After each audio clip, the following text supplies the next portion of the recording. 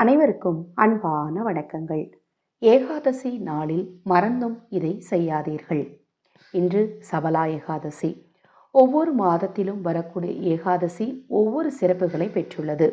இன்றைய நாளில் இந்த ஏகாதசியில் மட்டுமல்ல, எந்த ஏகாதசியிலுமே ஏகாதசி திதி அன்று துளசி இலைகளை பறிக்கக்கூடாது.